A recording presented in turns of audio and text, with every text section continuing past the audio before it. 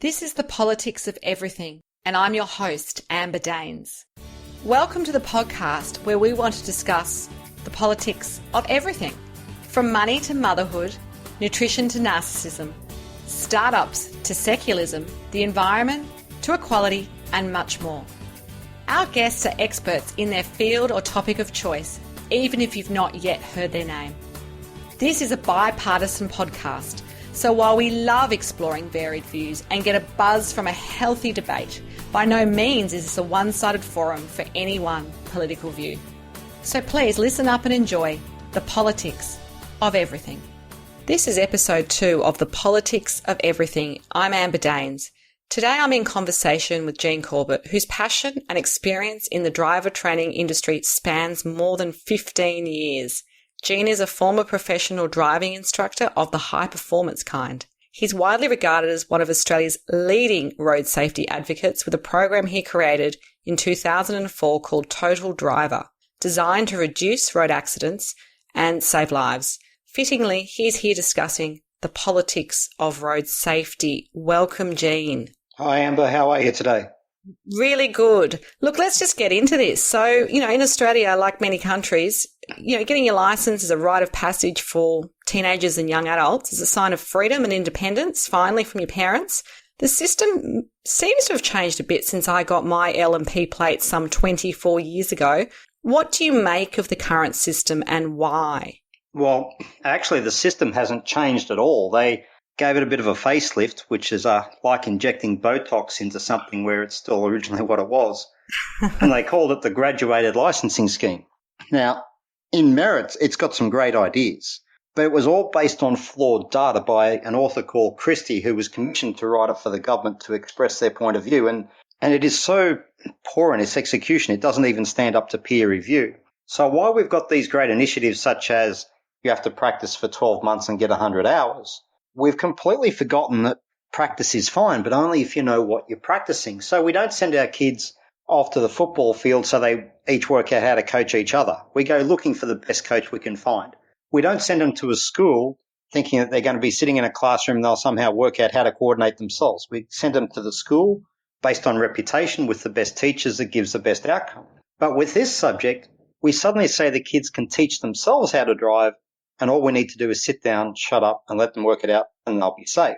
And it's quite clearly not the case. There's an old saying, practice is fine, but first you must know what to practice. So you can spend 100 hours practicing all the wrong things, and you'll still have a very poor outcome at the end of it, and that's the problem that we've got. Sure. And so what are the statistics like? I mean, how do you know this to be the case? How do you know it's not working? Unfortunately, Australia has not only the slowest declining road toll out of all the OECD nations, which means everyone's doing a much, much better job at reducing both accidents and fatalities than what we are. But in the last 2-3 years, what we're seeing is we're actually increasing our accidents and fatalities far beyond what we've ever done in the past. So what this is doing essentially is showing flawed policy coming to an end. So when they first introduced this scheme, they literally made it too hard for people to go and get their license, which meant people stopped applying for it. That meant you saw a downward trend in statistics as they were just literally finding other things to do while they waited out their few years before they could just go and do it without having to serve their 100 hours and 12 months. And in all honesty, that 100 hours sounds great, but only in the perfect family unit do they have time. And there aren't too many of those things around. There are a huge amount of single parents. There are an incredible amount of time poor parents. And this added burden of 100 hours, it just doesn't fit in. Oh, absolutely. I mean, my children are young, but, in 10 years' time, that'll be me. And I can't picture having 100 hours up my sleeve. It's actually easy to do if someone leads you through it, but no one's doing that. So what's happened is all those people that put it off for that 5-6 year period, 10 years in some cases, eventually they've all needed to get their license. So they've all come back on board around the long way. And that's why you're seeing this upward trend in accidents and fatalities that's got everybody so concerned. And Australia is one of the only countries where this is actually going on. Right. So who's doing it well? I mean, do we have any? Sweden, Germany, Austria, for example, they invest about $10,000 per person in driver education and training alone. So all the countries that are doing well have got a very strong focus on actual driver training. They teach driving. In Australia, we've got this focus on it's all about road rules, and if you don't speed, you'll be safe. And nothing could be further from the truth. And our statistics are showing that. So it's not until we actually start defining and teaching what good driving skills are that you'll create the corresponding downward trend in your statistics.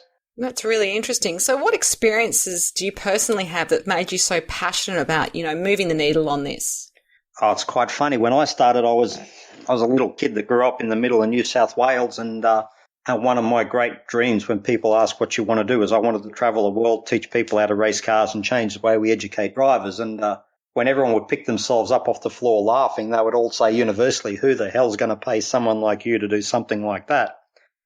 And through a series of opportunities and circumstance more than anything else, that was exactly where I wound up. I wound up working under the guise of this gentleman called Frank Gardner, who was Australia's leading motor racing engineer, racing driver. He worked with Sir Jack Dubin in Formula One and left that to pursue other endeavours that paid better at the time. Worked with Ford America developing projects like the GT40 and the Mustang series, and was part of a joint venture research project between NASA and the US Navy. So the wealth of knowledge and experience that this person had was astounding.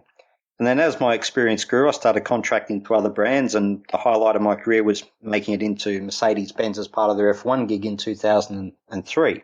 Amazing. And what I worked out was that everywhere we travelled, we were complaining about people for exactly the same reason. And it had nothing to do with what I thought or was led to believe it did.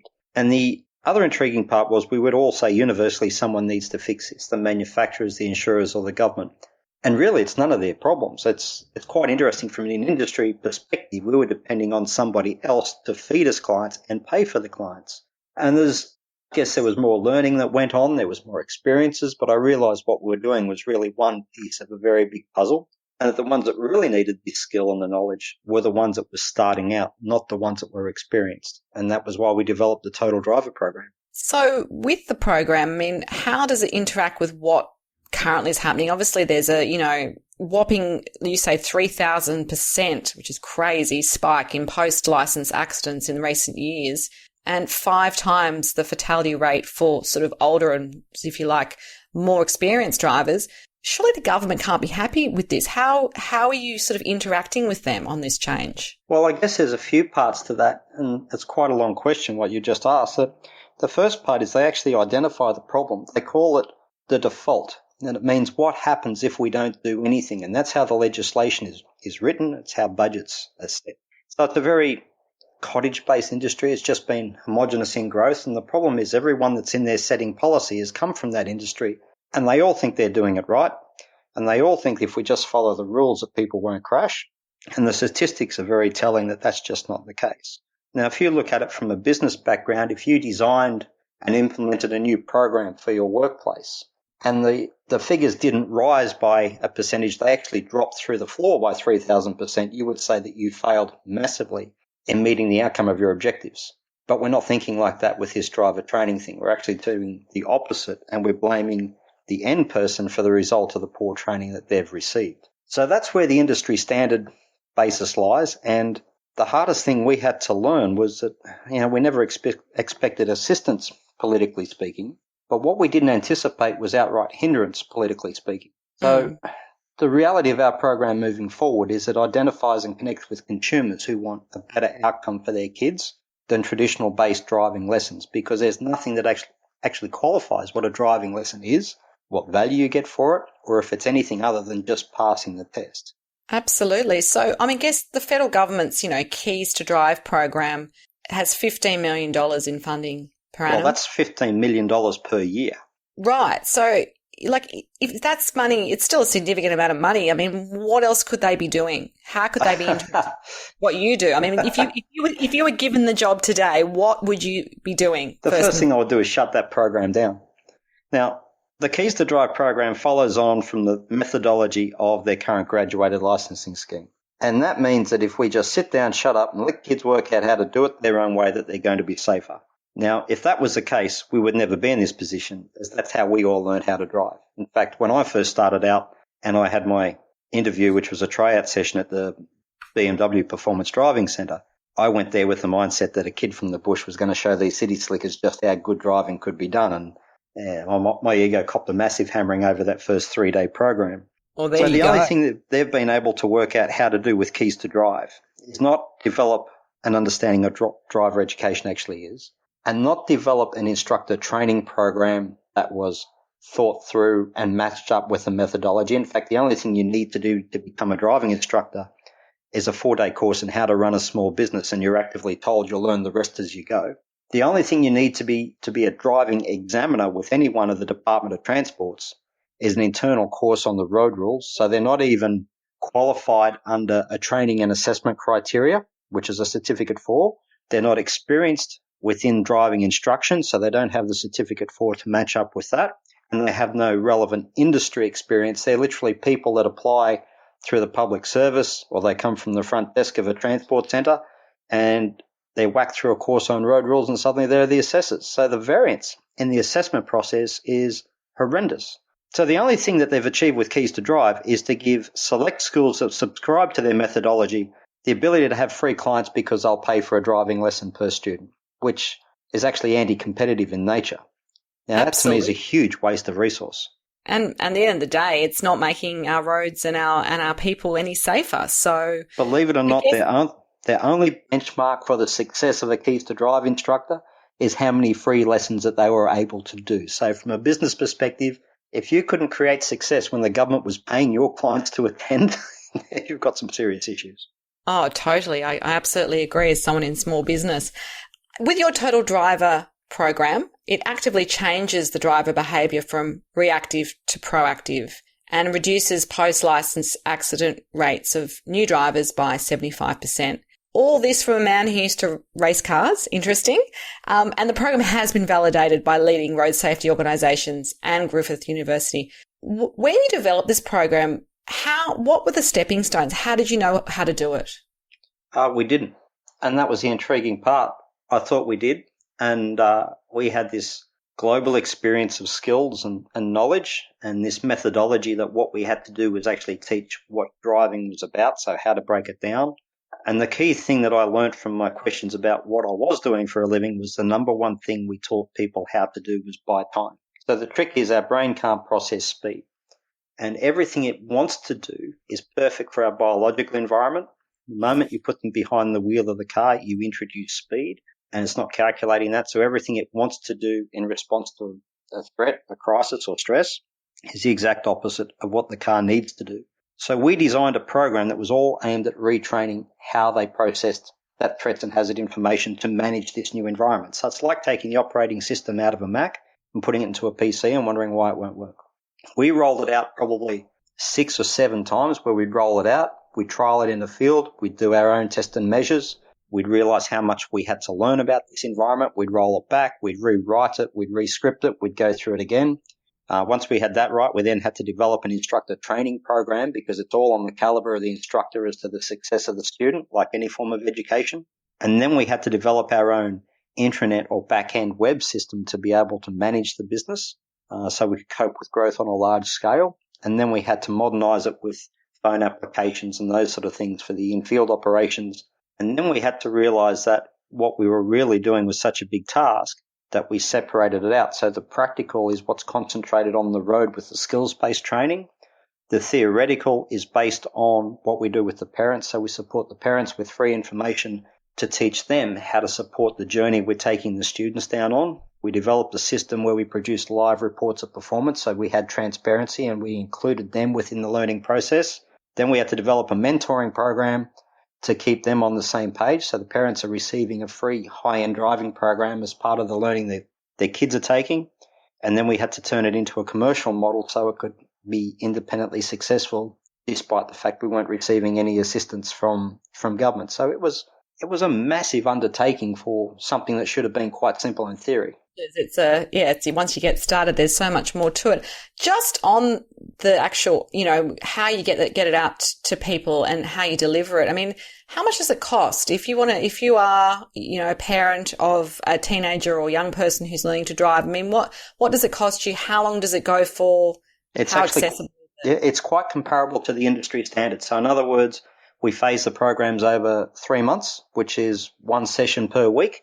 And it works out comparable to the cost of buying a normal driving lesson, but you get all that value built within the driving session.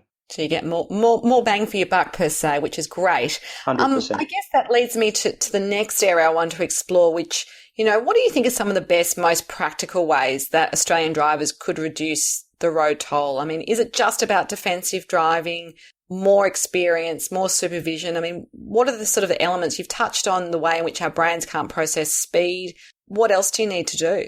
There's an old saying that the quickest way to upset someone is to tell them that we're not fantastic drivers or lovers, because we all believe that we're both. And where that comes from is that they're the only two things that we teach ourselves how to do. Now, if you think of the cars that we learned how to drive in, they were horrible agricultural things that wanted to throw you off the road at the first sign of a bend or even touching the brakes. In fact, the Holden chief in the 60s and the 70s, his thought on road safety was to make the cars handle so bad that it scared people into slowing down. And then they had a guy called Hannenberger came in who thought that was the most outrageous thing he heard, and he introduced radial tuned suspension, and suddenly the car started to handle and feel good. So we've never actually been taught what driving is.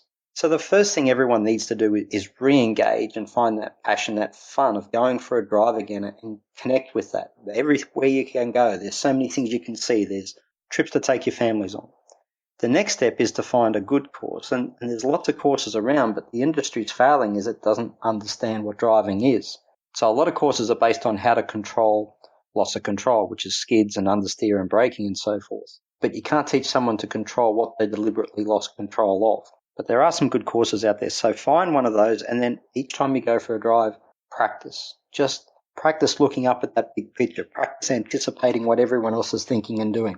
Practice looking for options in case something goes wrong, and just connect with that re-engagement process of your driving. And literally at the end of the day, what the statistics show is it takes 3 to 5 years for the brain to start naturally adapting to what it needs to do, but you can improve on that so much.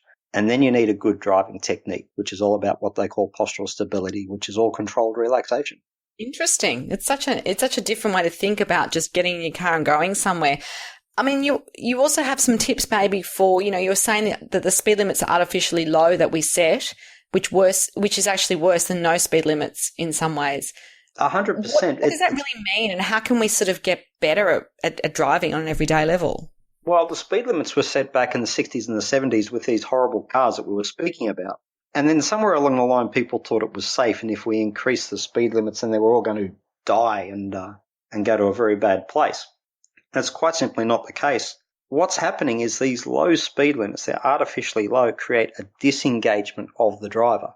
And in fact, the other thing that's happening is with this over-enforcement of these very low speed limits, the driver's now not only becoming disengaged through inattention and becoming bored, they're focusing so much on the speedo that they're literally not seeing what's happening. They focus on the speedo, they turn the cruise control on so they don't get booked. And by the time they realize something's not right, it's too late. They're in the middle of the crash, or they've dozed off and had a nap. In fact, fatigue-related accidents have gone up by 70% in the last few years alone. And there's plenty of data out there that shows that this over-enforcement is actually creating a bigger problem than the one that they're trying to fix. The catch is we can't change legislation overnight. It isn't it? We think by slowing down we're going to be safer and we're going to be better, but you're sort of challenging that, really. We get fatigued. We get so bored, we disengage, and we stop participating in the act of driving. That's interesting. Throughout your career, have you had any mentors or inspirational figures that you've drawn some ideas or business lessons from that you could share? Yeah, look, I've been incredibly fortunate in terms of the people I've met. In fact, when I was with Mercedes, I always knew I was in the right place when I'd walk into a room, look at the caliber of people that I was sharing it with and think, oh my God, what am I supposed to say to this lot? And I realised that was time for another step up. But out of all the people I've met that have had positive influence, the most intriguing one was a guy called Len DeCandia, and he started off Mountain Dew spring water long before spring water was fashionable. And he said to me one day, if you want to know where you'll be in 5 years' time, look at someone who does what you've been doing for 5 years longer than you, and there's your map. And it's so true. So I live by that. Absolutely. And any lessons what have you had to learn in throughout your business and career? Trust your gut. Every time we've gotten into trouble as a business was because I would second guess myself. I'd go looking externally for information or experience I felt we'd need. And 9 times out of 10, that was what got us into trouble. So that the hardest thing I had to learn as a business was to trust your instinct. I'll give you a most recent example. We wanted to build the next generation of our back end. So we went searching for people from the respective fields we needed to do it. And I took them out to lunch, and I was watching them meet, and I was listening to them talk, and my gut was telling me I need to just get up and walk away. They're going to get me in trouble. Anyway, I decided, no, I really needed this done. We had the funds there to do it. It was integral for our next step. So I sucked it up, and it took 3 months for us to realize we're in trouble. So for us in our industry, every dollar's a prisoner with what we're doing. We're not government funded, but we had to kiss goodbye to $30,000 all because I didn't trust my instinct. That's interesting. I think a lot of people can relate to that, but you never know till you've had the experience, do you? So it's always good to hear from other people that have I guess, forged that path before you. You've just got to trust your instinct. You've just got to suck it up and have that confidence to know what your inner voice is saying is right. I mean, the hard part is that you tend to second guess it, especially in the early days, out of fear because you haven't been there, fear because it's a step into the unknown. But that's where that saying from Linda Candia was so right. If you want to know where you'll be in 5 years' time, look for someone who's done it. That's your map. So you've got to find that inner voice, that self-confidence, to have that faith that each step that you take, that's your step. It was made with your decisions, with your conviction, and you'll be fine. And if you've got that voice saying, just don't go there, do it. Doesn't matter what pride you think you're losing, because the ultimate price is something a lot more severe than if you didn't follow that voice. So you've just got to learn to trust that inner voice and have confidence within. On the flip side, is there any sort of recent or future projects as part of Total Driver that you're working on that you can share with us about, where you're headed? What will be next in terms of, you've been doing this for a while, and, do you have any big, hairy goals that you want to share with us? Oh, look, we know the project's global. We've already had a couple of parties say that when we reach some milestones, they want to take it on with global opportunities. We've had both Cars and Cars Qs say that there's nothing that exists anywhere in the world to do with what we're doing. We've had Professor Ian Glendon from Griffith University state that there are no comparable programs they could even use as a benchmark in research and understanding how we've done this together. We've truly pioneered something unique. And we've worked out how to do it as a commercial model that didn't need government funding or support. And there's lots to be proud of there. Yeah, no, it's good. So we know our next steps, and our next steps are to grow fairly quickly out of Australia and start to move into those other markets. But we've got our own KPIs that we need to meet to make sure that we make those steps successful. I love it, thinking big. Let's sort of start to tie up the conversation with, I guess, some hot tips. If you could close off by sharing a bit of a manifesto, something that's tried and true, or practical steps for our listeners who are really wanting to know, okay, the politics of road safety, it's a minefield, obviously. You've shared with us some of your experiences and tips, but, what would you like to leave them with if they were going to kind of remember anything from this podcast interview? Never stop learning. At the end of the day, we all act as our own handbrake, so to speak, on what we can achieve. So you can always go back, and it's not very often that you can actually go forward. So if there's an opportunity there, just grab it with both hands and run with it. In terms of the politics that we're talking about, you can't change politics, but you can use understanding where the politics is sitting to your advantage, because at the end of the day, we're all funded by the consumer. If you've got a better product and you're better positioned and you deliver better outcome, that's your vote of confidence. All you have to do is align with people that share that vision, and they'll be your customers, and that's how your business will grow. Absolutely. Well, that's been a fantastic little experience for me. I mean, I've learnt so much in this half an hour or so together. Thank you so much, Gene Corbett, for your time. And if anyone is interested in contacting Gene, his business is called Total Driver, and we'll have some details on our show notes as well. But you've been listening to The Politics of Everything, and I'm Amber Daines. Thank you so much. Thank you, Amber. Thank you. Thanks for listening today. If you've enjoyed The Politics of Everything, we thrive on feedback. So please add a short review and share the podcast with your network, your friends and family. I'm also always on the hunt for fabulous new guests, so if you've got a view to share and an idea how to get our listeners excited, please email me at amber@bespokecomms, that's BESPOKECOMMS.com.au, and we'll be sure to get back to you. Until next time.